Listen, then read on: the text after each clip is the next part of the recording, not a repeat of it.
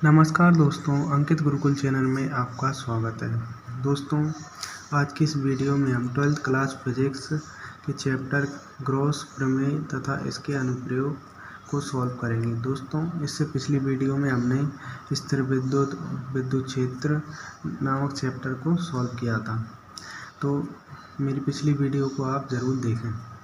तो आज का चैप्टर है ग्रॉस प्रमेय, इसको हम सॉल्व करते हैं। तो इसमें हम सबसे पहले क्या करेंगे, विद्युत फ्लक्स को समझेंगे। विद्युत फ्लक्स की परिभाषा क्या कहती है? किसी पृष्ठ क्षेत्रफल से गुजरने वाली विद्युत बल रेखाओं की संख्या को विद्युत फ्लक्स कहती हैं। जैसे मान लो ये कोई पृष्ठ है, इसके आर पार है, यानी कि जैसे मान लो ये कागज़, जैसे मान लो ये कोई कागज़ रखा है, ऐसा रखा है, और इसके आर पार यानी ऐसे निकले कोई विद्युत फ्लक्स, यानी इसके आर पार कितनी विद्युत फ्लक्स निकल रही, उनकी संख्या को विद्युत फ्लक्स कहते हैं। यानी इनके इस पेज के आर पार यानी उसको काटते हुए निकल जाए कितनी विद्युत बल रेखाएं, तो उसको विद्युत फ्लक्स कहते हैं।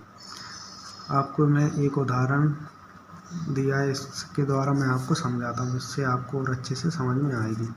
जैसे मान लो ये कोई हमने प्लस क्यू आवेश मान लिया, इससे विद्युत बल रेखाएं निकल रही हैं। इधर हमने कोई पृष्ठ लगा दिया, यानी कागज लगा दिया इधर, या आप मान लो मैंने यहाँ पे ऐसा कांच रख दिया पारदर्शी, जिससे आर पार देखा जा सके, ऐसा कांच रख दिया, और इधर एक टॉर्च रख दी। ऐसी टॉर्च इस तरफ को फोकस मार रही है, यानी इस कांच की तरफ को, तो आप देखेंगे कि इस कांच से आर पार चली जाएगी रोशनी उसकी।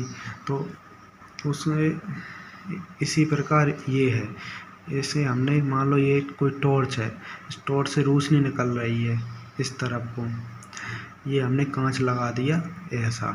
तो इसके देखो, ये कांच को हम पास रखेंगे तो कितनी सारी रोशनी दूर आर पार चली जाएगी, बहुत सारी चली जाएगी। यहाँ पे हमने मान ली 3 विद्युत बल रेखाएं निकल जाएंगी, या 3 किरणें निकल जाएंगी।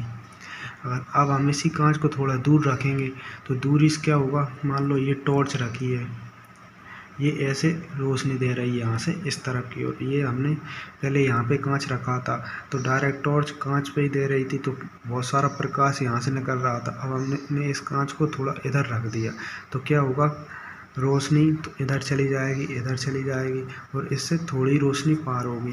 तो यही हमने समझाया। यहाँ पे देखो, एक ही किरण बाहर निकली, यानी एक ही विद्युत बल रेखा बाहर निकल रही है। तो आपको समझ में आ गया होगा। इसको मैं आपको एक उदाहरण से और समझाता हूँ।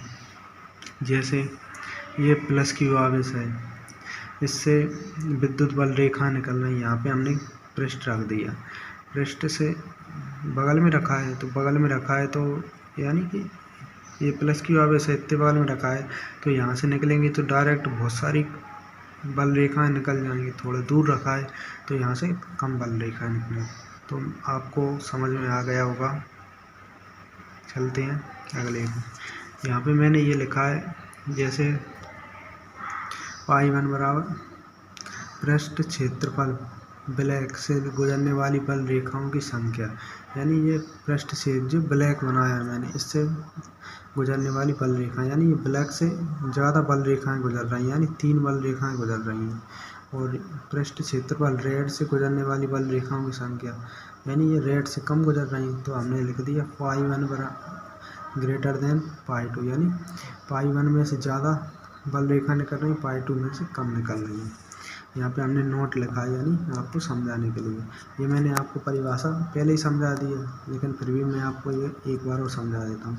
इस पृष्ठ क्षेत्रफल की आवेश से दूरी बढ़ने पर, यानी ये पृष्ठ क्षेत्रफल है, ये आवेश है, इस पृष्ठ क्षेत्रफल की इस आवेश से दूरी बढ़े, यानी ये यहाँ जाए,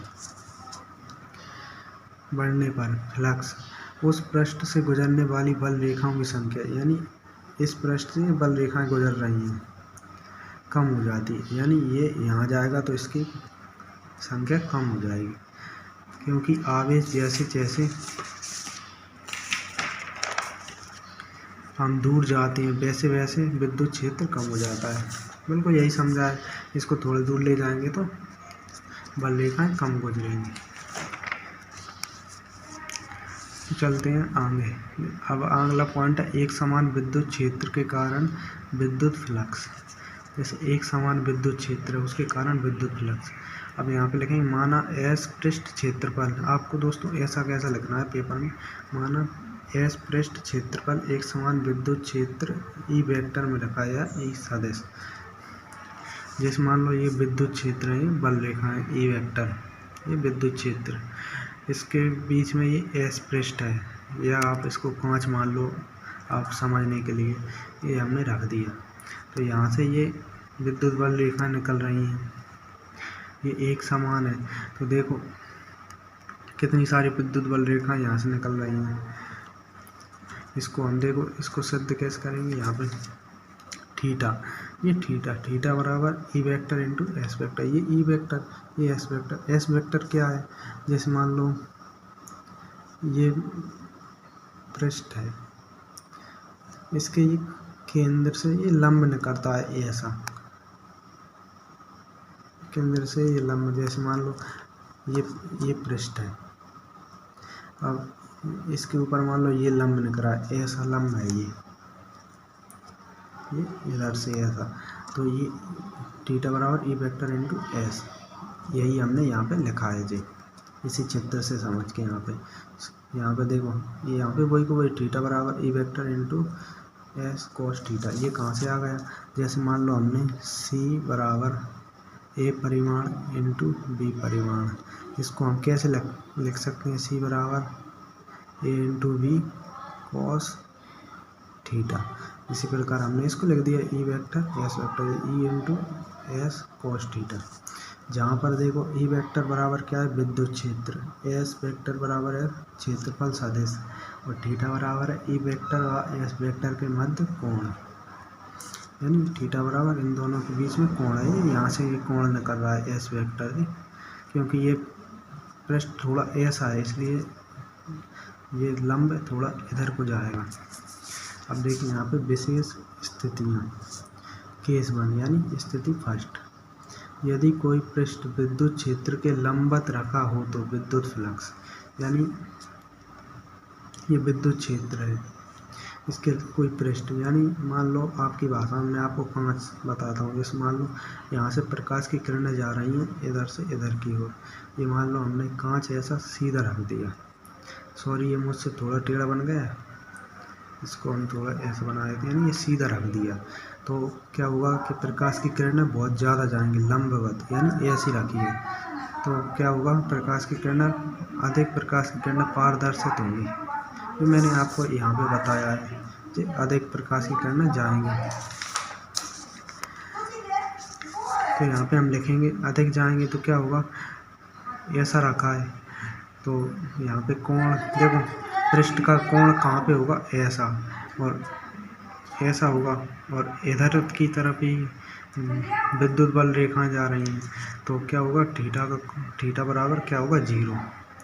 जैसे मान लो मैं आपको बताता हूँ, जैसे ये पृष्ठ रखा है, यानी ये ऐसा कांच रखा है, इधर की तरफ ही इसका लंब होगा और इधर की तरफ ही विद्युत बल रेखाएं जा रही हैं ये, तो इसका मान कितना होगा 0। यही हमने लिखा है यहाँ पर थीटा बराबर 0। इसको हम क्या लिखेंगे, अर्थात थीटा बराबर ई एस कोस थीटा, ये हमने यहाँ पे लिखा था। इसी प्रकार इस यहाँ पे लिख दिया ई एस कोस थीटा, जो कि अधिकतम ई एस। यहाँ पे देखो ई एस कैसे बचा, कोस थीटा कहाँ हुआ आया, कोस थीटा क्या हुआ कि थीटा बराबर क्या था 0, तो कोस 0 का मान कितना होता है 1, तो 1 को हम लिखते नहीं है, ई एस अकेला लिख दिया। यहाँ पे लिख देते हैं कोस 0 बराबर 1, कोस 0 का मान 1 होता है, तो यहाँ पे ई एस अकेला लिख दिया। यहाँ पे मैंने अधिकतम क्यों लिखा है, क्योंकि पृष्ठ ऐसा रखा है, यानी कांच, मान लो आपकी भाषा में कांच ऐसा रखा है, और तो ऐसा रखा है तो टॉर्च से इधर से ऐसा प्रकाश जाएगा तो ज़्यादा जाएगा, तो अधिकतम आ गया। तो आपको समझ में आ गया होगा। अगर आपको इसमें थोड़ी कुछ दिक्कत आए तो कमेंट करना, मैं आपको इसको और अच्छे से समझा दूँ। चलते हैं आगे। केस सेकंड, यदि कोई पृष्ठ विद्युत क्षेत्र के समांतर रखा हो तो विद्युत फ्लक्स। तो आप देखिए यहाँ पे क्या था, यहाँ पे था कि लंबवत यानी ऐसा। अब यहाँ पे क्या है, समांतर। समांतर यानी ऐसा रखा होगा या फिर ऐसा रखा होगा, ऐसा रखा होगा। और लंबवत ऐसा, पहले ऐसा रखा था, अब ऐसा रखा है। तो ऐसा रखा है तो टॉर्च, हम टॉर्च इधर ऐसी रखी है, तो कांच मान लो हमने ऐसा रख दिया, टॉर्च ऐसी रख दी, तो क्या हुआ, टॉर्च का प्रकाश ऊपर से निकल जाएगा, हाथ के ऊपर से या कांच के ऊपर से। ये यहाँ पर यही समझा गया है। जैसे यदि कोई पृष्ठ विद्युत क्षेत्र के समांतर रखा हो तो विद्युत फ्लक्स, यानी ये हमने ये पृष्ठ ऐसा रख दिया और जो विद्युत बल रेखाएं जा रही हैं, तो क्या होगा, विद्युत बल रेखाएं इसके ऐसे ऊपर से निकलती चली जाएंगी। और पहले ऐसा रखा था तो विद्युत बल रेखाएं इसके आर पार निकलती चली जाती थी, इसको भेदते हुए, यानी इसके अंदर से निकलती हुई चली जाती थी। अब कांच हमने या पृष्ठ ऐसा रख दिया तो विद्युत बल रेखाएं ऊपर से जाएंगी, इसके ऐसे ऊपर से निकल जाएंगी ऐसे। तो क्या हुआ, यहाँ पे थीटा का मान कितना होगा, 90 डिग्री, क्योंकि यहाँ पे देखो ऐसा रखा है। तो इसके ऊपर लंब कैसा बनेगा, सॉरी मान लो ऐसा रखा है तो लंब ऐसा बनेगा ऊपर की ओर 90 डिग्री में। तो इसी प्रकार ये बना है, ऐसे लंब 90 डिग्री में। तो यहाँ पे थीटा का मान 90 डिग्री हो गया। और ये हमने वैसा का वैसा लिख दिया तो पहले लिखा था, थीटा बराबर ES cos थीटा, थीटा बराबर कोस थीटा का मान कितना है, 90। और कोस 90 का मान कितना होता है, कोस 90 डिग्री बराबर कितना होता है, 0। तो यहाँ पे क्या हो गया, पाई बराबर न्यूनतम बराबर 0। यानी क्योंकि ऐसा रखा है तो यहाँ से विद्युत बल रेखाएं बहुत ही कम गुजरेंगी, यानी इसको भेद नहीं पाएंगी। अगर ऐसे में आ गई तो यहीं कहीं रुक जाएगी। और अगर और पहले ऐसा रखा था तो बहुत सारी चली जाती थी भेदते, अब ऐसा रखा है तो बहुत कम जाएंगी इसको भेदते हुए। तो क्या आ जाएगा, न्यूनतम। इसी प्रकार अगला आता है असमान विद्युत क्षेत्र में विद्युत फ्लक्स। यानी अब विद्युत बल रेखाएं असमान है। ये देखिए एक विद्युत बल ये रेखा ये जा रही है, फिर थोड़ी मतलब दूर बाद ये जा रही है, फिर थोड़ी कम दूरी बाद ये जा रही है, फिर देखो ये तीनों बगल बगल में जा रही हैं, यानी कि ये तीनों बहुत पास पास जा रही हैं, यानी इनकी दूरी कहीं पे कम है कहीं पे ज़्यादा है।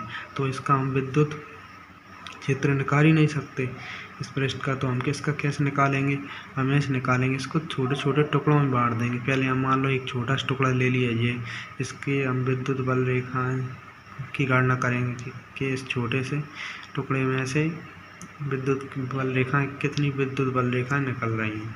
फिर मान लो हमने यहाँ पे ले लिया एक, फिर यहाँ पे ले लिया, यहाँ पे ऐसे, यानी छोटे छोटे करके, क्योंकि एक एक बूंद से घड़ा भरता है, इसी प्रकार छोटे छोटे टुकड़ों से ये पूरा पृष्ठ बनता है। इसी कारण हम छोटे छोटे टुकड़ों का क्षेत्रफल निकालेंगे, यानी इनसे कितनी विद्युत बल रेखाएं निकल रही हैं।